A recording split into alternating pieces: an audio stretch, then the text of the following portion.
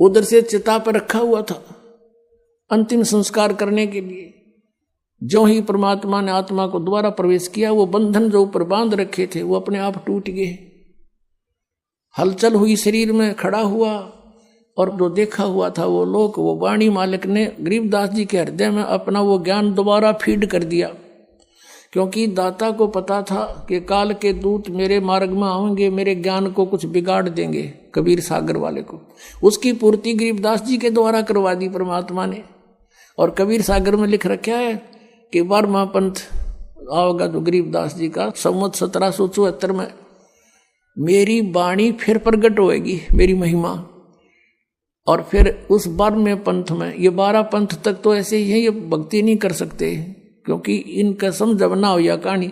12वें पंथ में फिर आगे चल के हम आएंगे और सब पंथों को मिटाकर एक ही पंथ चलाएंगे।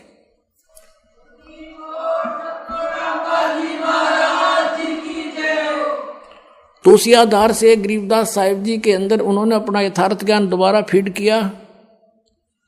उन्होंने वो वाणी बोली और एक गोपाल दास नाम के दादूपंथी एक भक्त ने, एक साधु ने वो लिपिबद्ध की, वो जो आज हमारे पास उपलब्ध है। अपने आत्माओं परमात्मा आए थे 600 वर्ष पहले।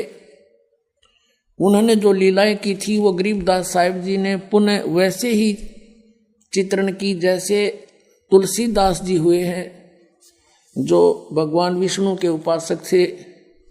उन्होंने श्री रामचंद्र जी की जीवनी रामायण जो कहलाती है, वो लाखों वर्ष पहले जो भी घटना घटी थी, अब कलयुग के अंदर अपनी दिव्य दृष्टि से देखकर अपनी लैंग्वेज में, अपनी भाषा में, चौपाइयों में, संत भाषा में दोबारा ज्यों की त्यों लिपिबद्ध कर दी। वह सही है, उसी को आज मान्य, वही मान्य है पूरे हिंदू समाज को, वही पढ़ रहे हैं। ऐसे ही आदरणीय गरीबदास साहिब जी को भी परमात्मा ने या दिव्य दृष्टि दी थी। अब इस दिव्य दृष्टि की भी रेंज होती है, जैसे सूक्ष्मदर्शी होती है, दूरबीन होती है, उसकी भी अक्षमता होती है, रेंज होती है। कोई तो देखे 1 किलोमीटर तक और एक देख ले आसमान में करोड़ों किलोमीटर तक का हिसाब किताब सारा जुगाड़ लिया हुआ। ऐसे गरीबदास साहिब जी की जो दिव्य दृष्टि थी वह इन सब से स्ट्रॉन्ग थी। तो गरीबदास साहिब ने वैसे ही कबीर परमेश्वर की महिमा अपने कर कमलों द्वारा अपने मुखारविंद से उच्चारण की और गोपाल दास ने लिपिबद्ध की। अब परमात्मा ने हमें क्या बताया? अगम निगम को खोज ले बुद्धि विवेक विचारे, उदय अस्त का राज मिले तो बिन नाम बेगारे। अब यहां से मन हटाने के लिए यू ज्ञान आधार बनाना पड़ेगा आपने। कहते हैं परमात्मा, गरीबदास साहिब कह रहे हैं भगवान ने ऐसा बताया है कि जैसे तुम कुछ भविष्य का अगम निगम, भविष्य के विचार करो और बुद्धि से सोचो थोड़ा सा कि उदय अस्त का राज मिले तो बिन नाम बेगार। बेगार किसे कहते हैं ये थोड़ा डिफाइन करते हैं। पहले समय में हम छोटे छोटे थे तब हमारे गांव से लाखन मादरा गांव तक ये 3 व्हीलर आया करता। पहले ये पेट्रोल के चाले थे, ये बड़े बड़े, और 2-3 चला करते थे। तो उनमें से एक ना आया एक दिन, दूसरे साथियों ने भी और भी पूछा, यात्रियों ने कल क्या बात हुई नहीं आए? वो कह रहा था कल मैं बेगार में फंस गया। बेगार क्या थी कि पुलिस वाले पकड़ ले जाया करते इनको, पर इनके पास कन्वेंस थे नहीं। कहीं रेड लगानी होती, कोई पकड़ना होता, किसी के छापे मारने होते तो किसी भी व्हीकल वाले को पकड़ ले जाते। वो अपने पल्ले से तो तेल डालता अपने पास से, और 1 मिनट की फुर्सत नहीं, वहां चल वहां चल वहां चल, खेतों में गए चल, किधर दूसरे गांव में। नू कह रहा था सारा दिन शाम ने पकड़ा था, अगले 12 बजे छोड़ा मुझे, और 200 रुपये का तेल घर तक खर्च कराया। उस समय तो 200 रुपये 20,000 के बराबर थे, और रोटी भी अपने आप खाई। ये उसको बेगार कहा करते हुए, बेगार का मतलब है कि अपना तो जेब तक खर्च हुए और 1 मिनट की फुर्सत नहीं, मारो मार रहे।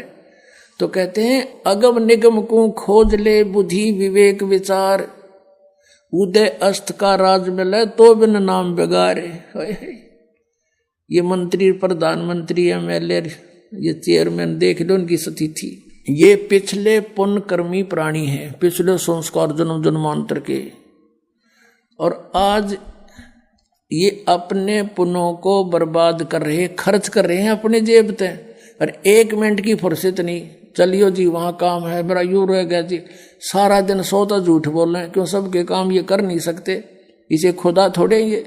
और परमात्मा सबके कर दे, सबके और कई कई कर दे, लाखों काम कर दे, हम क्यों ना भगवान की आड़ पकड़े। तो कहते हैं अगम निगम को खोज ले और बुद्धि विवेक विचार, उदय अस्त का यानी पूरी पृथ्वी का भी राज्य मिले तो बिन नाम बेगार। अगर भक्ति नहीं है तो बेगार कर रहे हो, अपना जीवन व्यर्थ नष्ट कर रहे हो, अपना पुण्य खत्म कर रहे हो। अब 600 वर्ष पहले परमात्मा आए थे इसी उद्देश्य से, जैसा वो आया करते हैं, जैसी लीला किया करते हैं।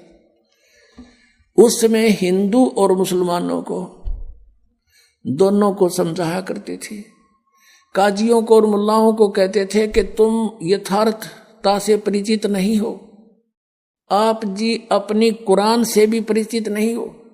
और हिंदुओं के गुरु ऋषि महर्षि मंडलेश्वर ब्राह्मणों को कहा करते थे कि तुम लोक वेद सुना रहे हो, तुम भ्रमित कर रहे हो, शास्त्र विरुद्ध साधना करवा रहे हो, इनका जीवन नाश कर रहे हो, तुम इनको भूत पुजवा कर भूत बनवा रहे हो, तुम अपने ग्रंथों से भी आप परिचित नहीं हो।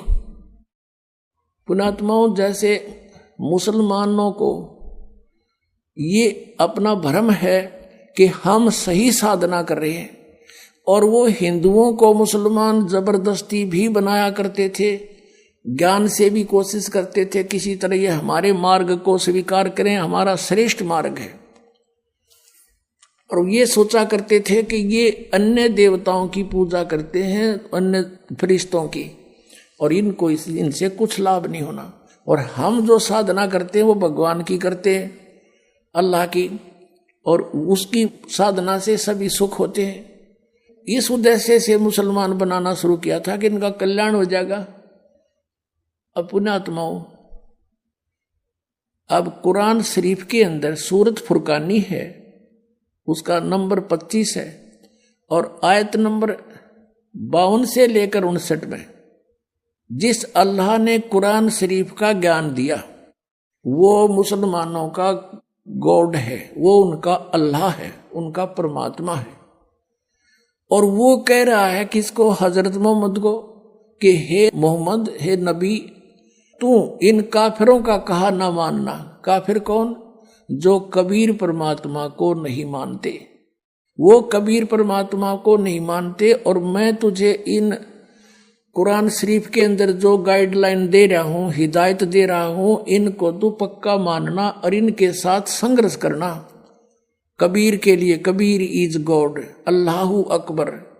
जिहाद का मतलब लट्ठम लट्ठा होना नहीं।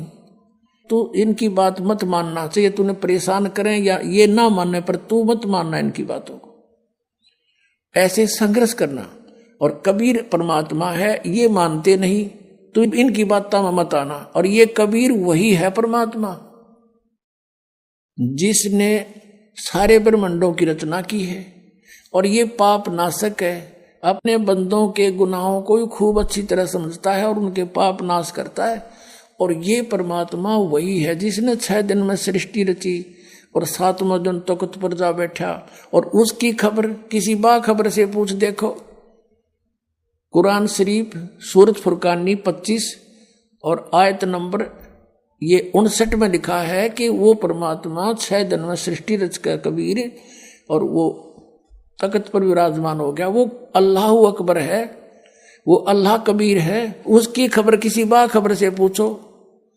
जैसे श्रीमद् भगवद गीता अध्याय नंबर 4 के श्लोक 34 में कहा है, गीता ज्ञानदाता भी वही है, कुरान शरीफ का ज्ञानदाता भी वही है। वो अर्जुन को कह रहा है कि अर्जुन, तू उस तत्व ज्ञान को जो भगवान ने स्वयं आकर ज्ञान दिया है, वो तत्व ज्ञान है, उसको किसी तत्वदर्शी संतों के पास जाकर समझ, मैं नहीं जानता। और यही कुरान शरीफ बोलने वाला मुसलमानों वाला अल्लाह कह रहा है कि उस कबीर नामक अल्लाह की, उस अल्लाह अकबर की खबर किसी बाखबर से पूछ देखो। तो इसका मतलब है कुरान शरीफ का ज्ञान देने वाला अल्लाह भी उससे बेखबर है, उसका खबर नहीं है उसको। तो वो कंप्लीट नॉलेज कैसे होगा? जो मुसलमान ये सोचा करते हैं हमारा सुप्रीम साधना है, तो अब है ये सबकी सुप्रीम साधना जो दास आपको बता रहा है, और इसके करने से सबका मोक्ष हो।